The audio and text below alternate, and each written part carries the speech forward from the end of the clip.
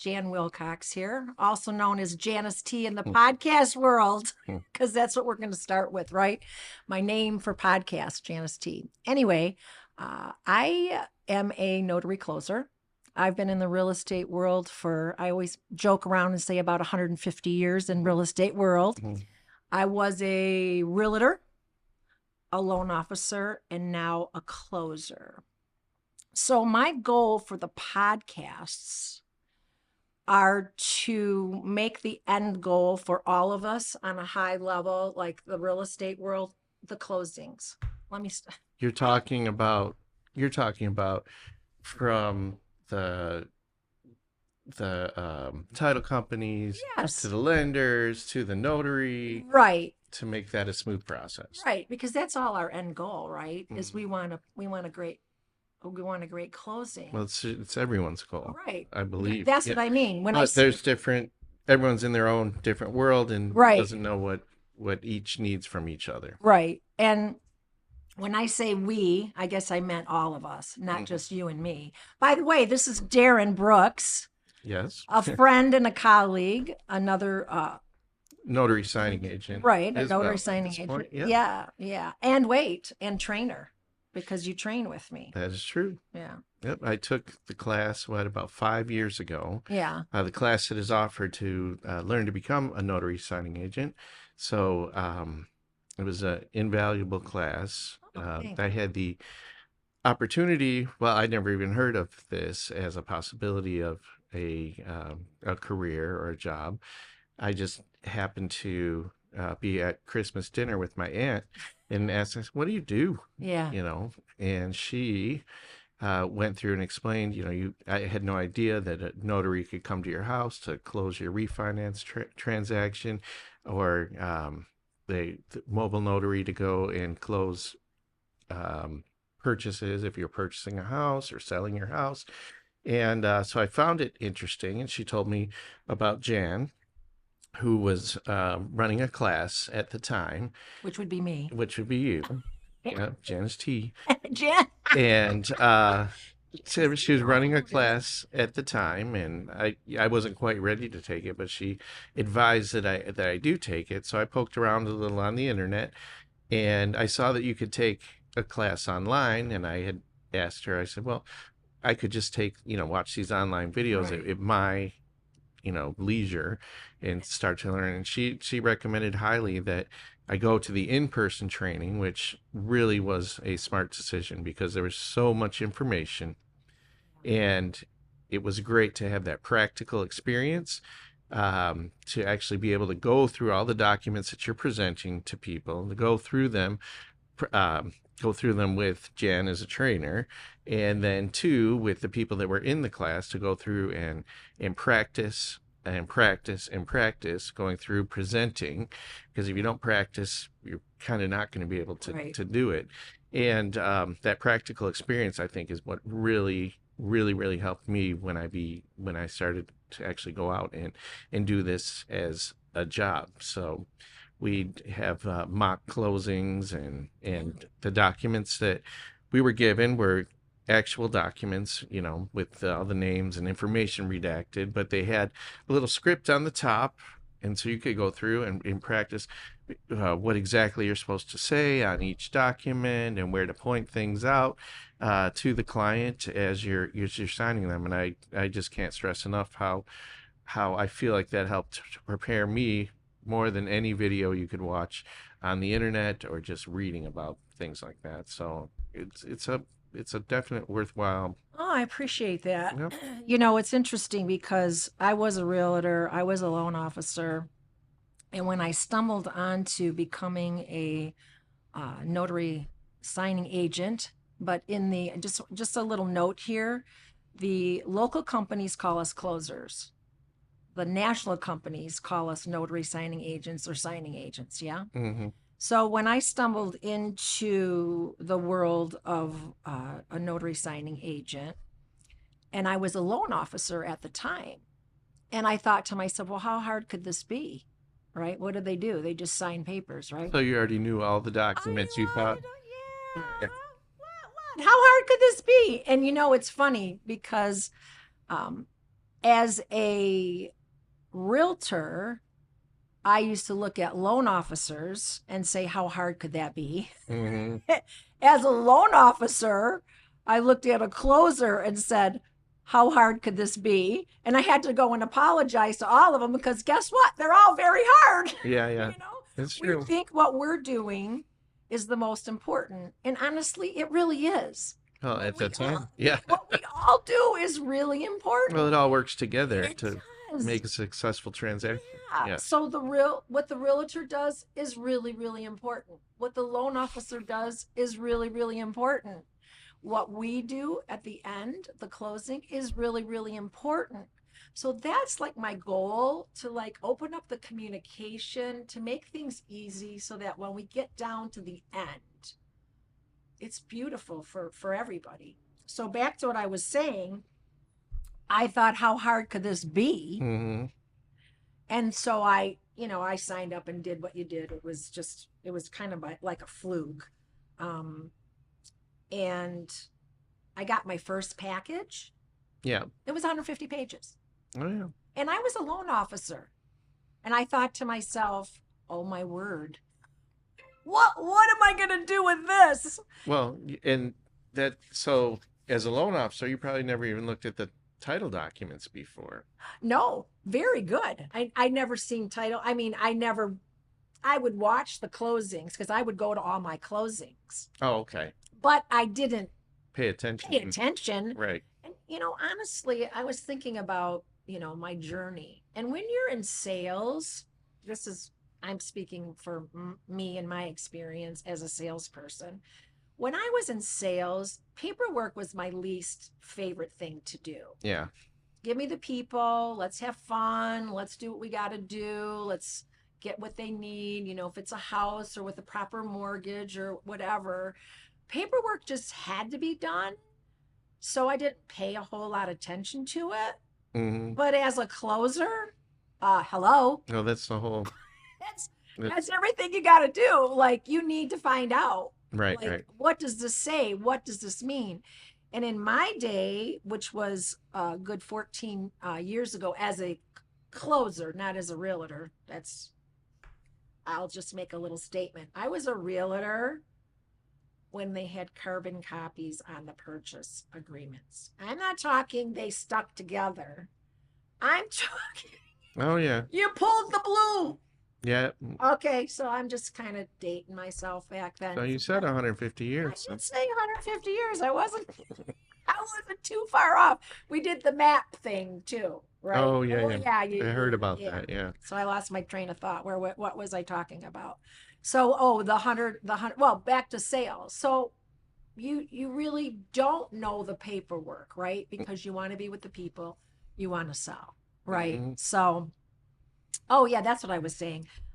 The classes now are like, everybody can teach you. Everybody that's been, had a few deals under their belt, Yeah. trainers. But back 14 years ago, there wasn't a whole lot. So it was, Well, and it was, from what I understand, from what people say, because I've only been doing this for 5, is that there weren't quite as many documents either in the transactions. They seem to, I mean, since I've been doing it, they seem to keep adding. I'm like, oh, this is a new one. Yeah. The standard packages. I'm like, yeah. oh, someone must have sued someone for something because there's a new document. Here's a new document. So yeah, I was kind of shocked. And at the time, one of my good friends, who was in the title company, I got on the phone with her. I'm like, you have to go over what does this even mean? Like, Mhm. when I was a loan officer at the time, Right. I was just shocked. Yeah. Like, how do I not know this? You Mhm. know, but you don't. You don't, unless, now I'm not saying, now if you're a loan officer and you've done closings, then you were a little more advanced than me. I just sales. I was sales. But as a loan officer, technically, you're not really supposed to be able to do well, at least your own closing. Right. I don't know, how that works, but I know some of them did do That's their right. closings, or maybe whatever, sat in. I don't know. Yeah. I'll just we'll just pretend. Mhm. We'll just pretend that if they weren't supposed to do it, they didn't. Right. Right. Yeah. Anyway, so training is, really, really, really important. And I do have a class coming up in September, and I highly recommend coming. It's in Troy. It's a state of the art meeting room. It's going to be really nice. Hmm. Probably one of my better meeting rooms since I've been doing this. And Darrin will be also training with me That is true. from a student to now a teacher. So it works. Yeah. Yeah. Yeah. So that was all of 12 minutes. Yeah. Okay. Well, let's see. What else can we talk about? All right. Let's talk about what do you find? Okay. When you first started, Hmm. what do you think your biggest challenge was when you first started? Well, And when you see, like you just said, you got a package of documents that contained 150 pages. The biggest challenge was learning all the documents, right, what to say, what not to say. right, right. Isn't that a big key? Oh because as a signing agent, even if you know a lot, like you know a lot from being in the industry as a realtor and a lender, Yeah. your job now, the role you're in now, you're not supposed to No. have anything to say Mm-mm. about, No. in regards to answering questions. Your job is to point out where to find the answers Right. and then really refer them to the loan officer. You Right. can't, even if you have the knowledge, you can't really explain the documents.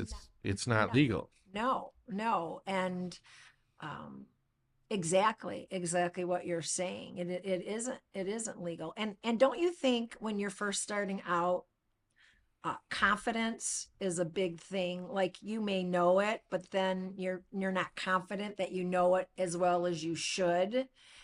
And I know that from training. So when when people take my class to train, and then remember we did the practice. Hmm. So you would meet with me, and then you would do a mock closing with me as I would pretend I was the, borrower.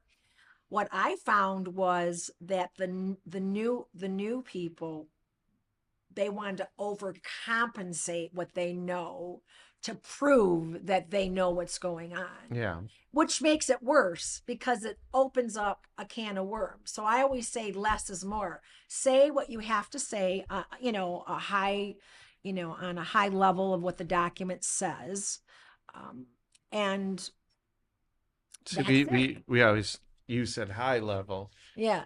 but Which means, which means the opposite to what I think. Because high yes, level means super yeah, intense, and yeah. it's you're not. You're No, supposed to no. point out the Yes, generalities and where they can yes, find the answer. yes. But you always run into the situation where the client, um, and I would be the same way as a client, and I have been because Yeah, I've bought houses before I right, ever did this, but they think that you are right, the person right, who knows everything about it. Well, you're in the room with the right, realtor, right, sometimes the lender. right, Those are the people that are supposed to answer the questions. right, You can answer some general over right, general general questions, right, that are overarching, but not right, in depth and not right, in the particulars right, of their loan. You can point out they have a question, where the answer is, obviously their interest rate or how much they're going to pay over the life of the loan. You can right, point them to that right, where they can read that, but you can't comment on, their interest rates or right. their payments or when they're going to get paid and that kind of stuff. You just can refer them to where they can find those answers. And, I don't know about you, but I've had clients say, well, what do you think of my interest rate? That's always a question. And like, we have no opinion. Right. Not only can we not give them legal advice, but we basically can't have an opinion. Is this good? Are my closing costs too much? You know, we, And why is that? what, Why? why is that? Why why do you think that is, that you can't have an opinion about an interest rate because Well, you've seen four other well, interest rates that day. well, we can't tell them pretty much what Right. what other people have. Right. Well, that's Is that true. what And you're you're saying? well, and you're what the lender that you're working for at that time, they don't want your opinion Well, right. being pushed on people, because what if their rate isn't near as good Oh, right. Yeah. as Can the you other imagine? person? Can So you imagine? you're there as an arm of the Yeah. transaction. So you're not want to basically throw people, wow, you didn't get a good Yeah. rate. Right. Right. So Wouldn't that be crazy? right. Oh, my opinion. This is a rotten deal. Right. I Exactly. don't think you'd be doing closing for very long. No. And can I tell you about these closing costs? Nah, you know. Right. Yeah. No, and I do have, I've had people try to press me. Like, no, well, in your opinion, oh, here's something funny that happened to me the other day. The other day. I was at a closing and I was waiting for the clients to come. So I was at the house and the mother was there. So the mother was wanting to know what was happening for the daughter's paperwork. Mm-hmm. And that's a privacy issue, right? I don't Right. care that they're living in the same home. Yeah. I can't tell you her rate is this. I can't show you. So she's being she's trying to be like a detective, Oh yeah. And it was really quite cute. And I kept saying to her, she goes, "Well, what rate did she get?" I go, I'm really sorry. I cannot share, you know, any information here. I said, when she comes home, feel free to, ask her any questions." So then she rewords the sentence. She goes, "Okay, not in this particular closing, Yeah. in general." All right. What is the rate? I'm like, that's really a loan officer question. I don't really pay attention, but it was just, she was, no, I'm not staying. Like, she was like really pressing me. Like, she just wanted to know, did my daughter get a good deal? Right. Right. Right. And I couldn't tell her. No. No. And honestly, I really don't pay attention. I don't pay I don't. attention to the I rates. did when I first I know. started, when you're pointing everything out, but now I literally I know. point to these. I And know. then when I had to ask myself, is the sale under Yeah. 250 or Yeah. 500? I'm like, how much was it? You have to I go know, back, right? or ask them. Yeah, Yes. because you do things automatically and you don't want to go a gasp. Your closing costs are 25,000. Mm-hmm. Um. So, and the other thing, as a closer, we do not know the process that the loan officer had to go through to give them the rate. Not everybody's uh, Well, yeah, credit it's scores. based on your Yeah. So, credit score, their income, their yeah. in all fairness to my friends that are lenders, I know it doesn't, you can't go by what you see because you don't know what's happened until they get, Right. Right. until you get there. So you really can't have an opinion because it could be a wrong one, Right. So, yeah. All right. So that was back then. The Mm. challenge back then was, what did you find? Now, what are you finding your challenges? Well, I think Because the documents. yes, I do. I do, but there's sometimes some variance. I still sometimes call you and, Oh, yeah. ask questions, on that.